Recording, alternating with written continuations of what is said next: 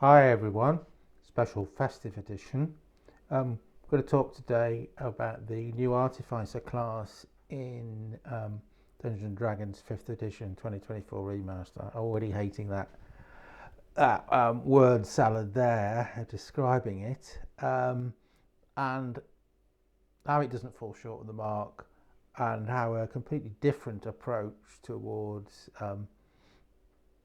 that class archetype can be found in a new bonus class that we're launching today, which is the Mechanist class in Shatterheart. Okay, let's go back to the Artificer class, which has always been a bit of a messy add-on, never part of the core rule book, always borrowing other people's spells rather than primarily having its own spells. But main issue is, well, what is it? What is it for? I mean, part of the clue is Artificer. Is artificing a skill? Is it a unique class ability? Well, no, it isn't, because it basically just enchants things, which is not the basis for a class. I mean, a wizard can enchant things. If we're talking about this kind of archetype, really it's its indirect ability to create things, to bodge things together that are useful and helpful. And by bodging things together, I don't mean it being like a magic item slot machine you drag around with you. Out comes a potion. Out comes a magic wand.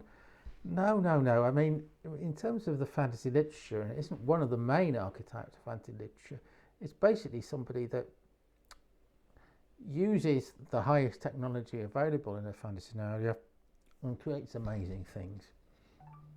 And therefore, if you're going to be having this class, it should be a class that makes amazing things, that utilizes the advanced technologies of dwarves and goblins with a bit of enchantment skill, and pulls it all together and makes construct-like suits to take into battle and into adventuring. And of course, this is very expensive, so it's very likely there's some form of patron in terms of a very world powerful figure or king or army that will create this. The other thing as well about them, of course, is outside the suit, they're very weak. So you need a protective force of other soldiery, or others call it the Mechanist class in Shatterheart, to protect you when you're outside the suit. And this is really the heart of the class. The class is based around building suits, building unique suits, building powerful construct-based suits, and doing everything through the suit. They have access to enchantment spells as their only class, but the vast majority of their enchantment spells are, particularly at lower levels, are based around enchanting things, not having a direct effect on something. And so therefore they need the suit in order to be viable. I'll start going through the class.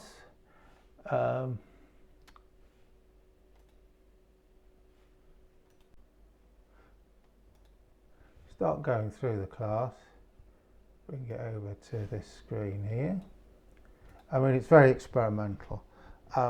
There's no plans at present to make it part of core rule, but possibly a supplement with additional classes, a few additional classes thinking of doing, and the Mechanist was really the top of the list. But the main thing is that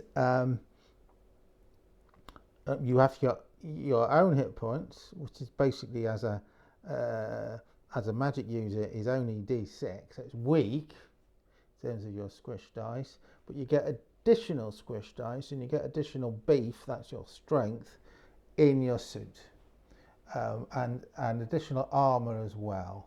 or armour in place of your normal armour. And this increases as you level up, like most of the core abilities put on a class basis do in Shattered. That's its main mechanic. You know, if you're a paladin, your smite ability automatically scales up your sneak damage in for being an outlaw, etc. So that seemed the obvious way to go. Even at level 1, you get your, in place of your normal beef, you get a beef of +3. And as you level up, that increases. So at 20th level, you get armor class 7, which is just one step below special armor. You know, the type of armor that dragons and magical creatures have. So that's really, really, really tough. I mean, the great disadvantage though is they require power to run, and that power normally lasts only more than one adventuring day. So if you're dragging it off to a dungeon in high wilderness areas, you probably need a gang of some form, a great deal of wealth to get it there. It's much more viable on an open battlefield. They can't be too large, so they're no larger than large humanoid, otherwise they just won't fit anywhere. If they're destroyed, they're very expensive to repair, as expensive as a permanent magical item of that level, which can be 500,000 gold pieces for a rank 20 magic item. It's really expensive. Of course, you spend loot to level up and Shattered, so actually repairing, and you have to continually repair your suit, is a viable means of getting XP and leveling up. But you might not have enough XP to create a suit of the level you are, as you get to higher levels, because it might be too expensive. So you might actually have to get a lower level suit than you could, and then excuse me, and then increase it in quality as you gain loot. Now, your suit will have one inbuilt weapon, such as a sword or mace, built into your arms, and one cannon. Cannons are on the shoulder, and each suit has a number of slots that you can add weapons or defensive abilities to. Like there's 2 leg slots. Legs are defensive abilities, such as caltrops or ball bearings. Cannons you shoot things with, and at high levels you can create multi-cannons which can swap between 3 different cannon weapons. You have a skill for melee mechanist weapons, and you have 1 skill for melee for cannon mechanist weapons, and it's your choice really whether you specialise in terms of skill in hand-to-hand fighting or artillery. Having said that, although they're excellent in terms of tanking, obviously they are tanks quite literally. Where they really come into their own is long-range artillery, protecting through keeping enemies at bay, through destroying them at long distance, and really only becoming the kind of like the shield guardian type of construct if they absolutely have to. And these slots are critical. Now at level 1 you gain 1 innate ability, so that's one way of specialising your suit, and then at even number, and then you get that at odd number levels. At even number levels you gain an extra fighting ability, and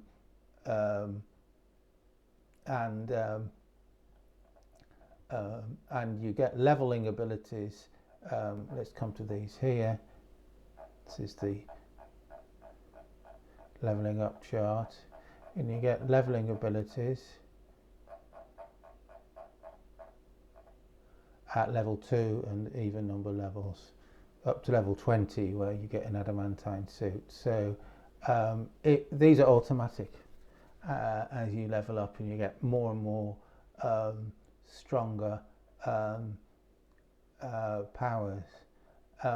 It's an interesting balance. I mean, the real strength of the class comes from their adaptability, the range of different suit pairs they have to fix different circumstances. Cannon damage increases with level, but they do not get, like wizards do, some super high overpowered spells at the highest level. Instead, it's their suit and their adaptability, jack of all combat trades, which really is the strength of the class. Okay, so let's have a look at, won't go into all of them like we do for any class, but let's go through some of the leveling up abilities. So you can I mean, these are all innate abilities, so they're automatically turned on at all times. So you can specialize in range combat, you can specialize in melee combat, you can make your cannon have a area effect area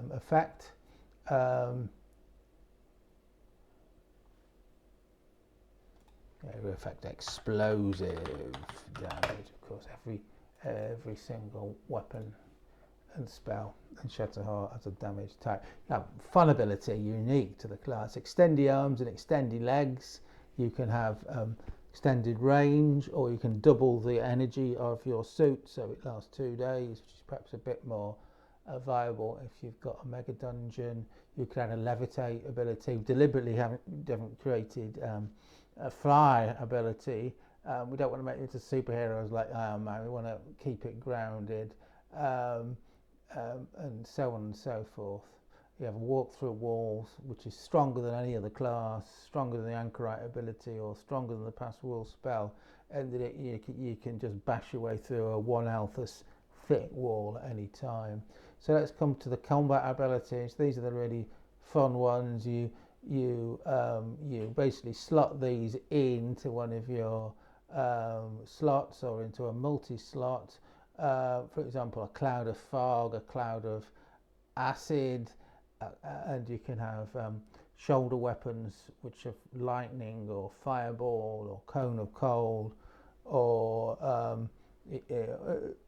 mimic spells such as fabrication, firestorm, frost ray, gale force, can launch goblin grenades, and so on and so forth. Even a self-destruct ability where you eject yourself away to safety and your suit explodes and blows everything up with it. And a tremor stomp, a similar ability to barbarians, where you stomp the ground and shakes and so on. Now these are all highly experimental. So we haven't added any of these to the database of spells and abilities as yet.